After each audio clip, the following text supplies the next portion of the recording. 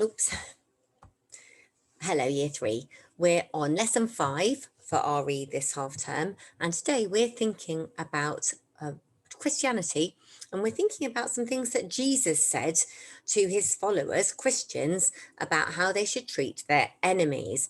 We're going to start with thinking about what is an enemy. So you might want to pause the video and have a little bit of a think and maybe write down what you think an enemy is.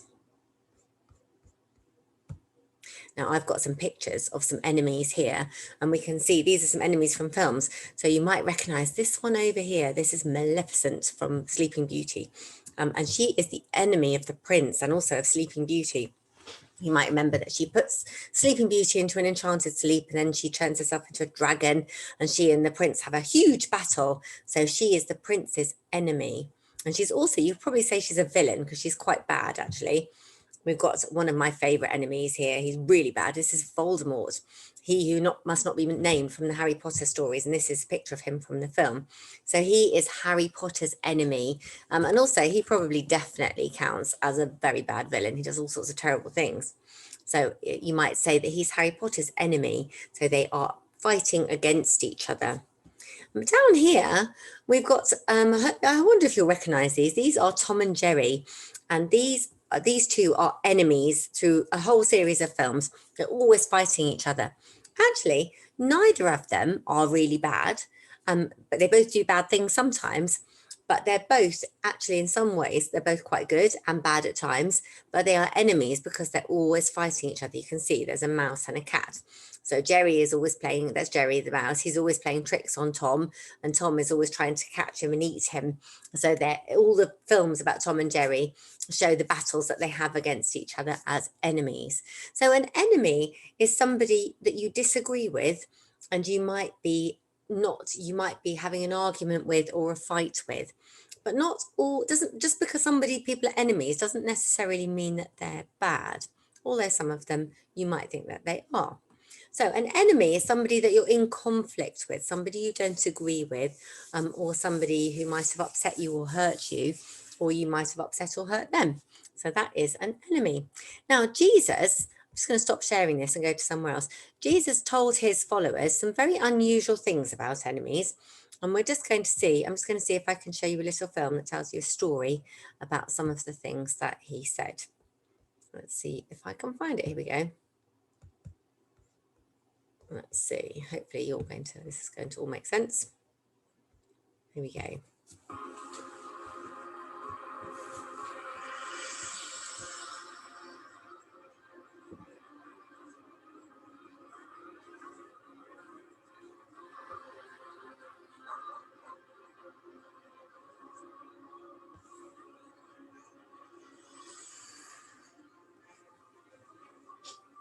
During the time of Jesus, Jerusalem was ruled by the Roman Empire. The Romans had invaded Jerusalem, and they made life very difficult for many Jews. The Roman emperor demanded that the people worship him instead of God. Roman tax collectors took the people's hard-earned money, and Roman soldiers bullied anyone who disagreed. Throughout Jerusalem, the Romans were viewed as an enemy. They were hated. One day, Jesus sat down on a hillside, surrounded by his disciples and a large crowd of people. Many of those listening had seen firsthand how cruel the Romans could be, and they listened eagerly to Jesus' teaching. What would Jesus say about people like the Romans? Would he say people should hate their enemies? Would he say they should get even with them? Jesus said that they should love their enemies.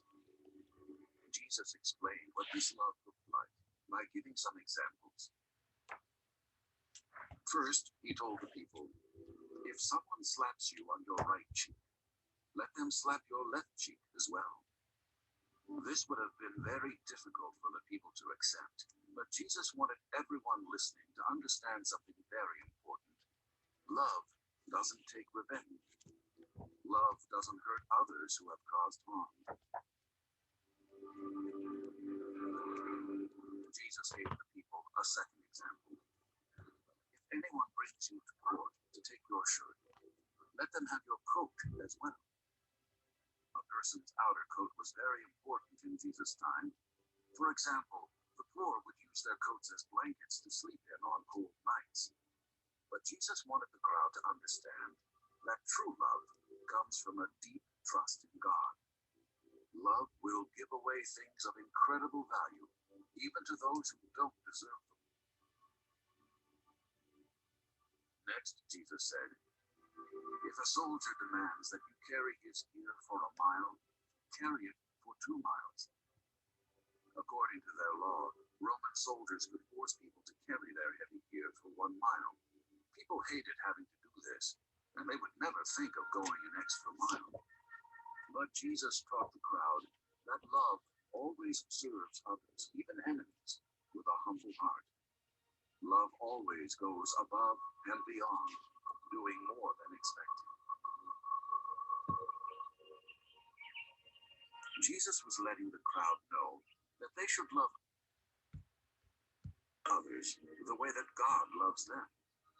Jesus explained that God was like a good father in heaven. God shows his goodness and love to everyone, even those who don't deserve it. Jesus reminded the crowd that God gives his very best gifts, like warm sunshine and nourishing rain, to everyone, good and bad. Jesus challenged the crowd to love each other in the same way. Later, on a cross, Jesus would become the perfect example of God's love. There, people hurt and insulted him, but he didn't take revenge or get even. Instead, Jesus gave away the most valuable thing of all, his own life. Right, so we're going to stop there. So that is what Jesus taught his followers, Christians, about, oh, I'm screen sharing. That's what Jesus taught his followers, Christians, about enemies. He didn't say, he said the very opposite to what most of them were expecting. He said, instead of saying get your own back or take revenge or fight back, he said, no, what you have to do is you have to love your enemies. You have to, whatever they do to you, however bad it is, you have to forgive them and do something nice back instead. Something, so if somebody asks for your shirt, your coat, then give them your shirt as well.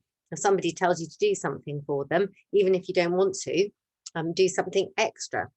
So it was very, very hard message that Jesus gave his followers, and very difficult to do, because it's very, very difficult to, I'm just going to share this one, it's a very difficult thing to show love to people that you disagree with, or you don't like, or people who've done something to hurt you.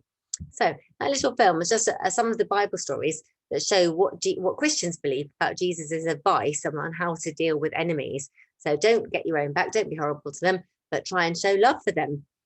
So what I'd like you to do today, let's just move this on, is how do you think it's possible to show love for an enemy now? You might not think that you have any enemies, because when you're little, most people like everybody.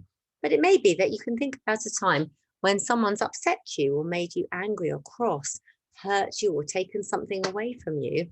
And what could you do? So showing love is about making things right with that person. So not getting your own back, but trying to make things better with them. What could you do to make things right with that person? So you might want to express your ideas in a picture with a few sentences, but see if you can put your ideas down somehow. I think probably the best way to do it is to do a picture of the time that you're thinking about, and then maybe write a couple of sentences underneath. Okay, lovely to see you all, year 3, and I'll see you again soon. Let's see if I can just end this. Bye-bye.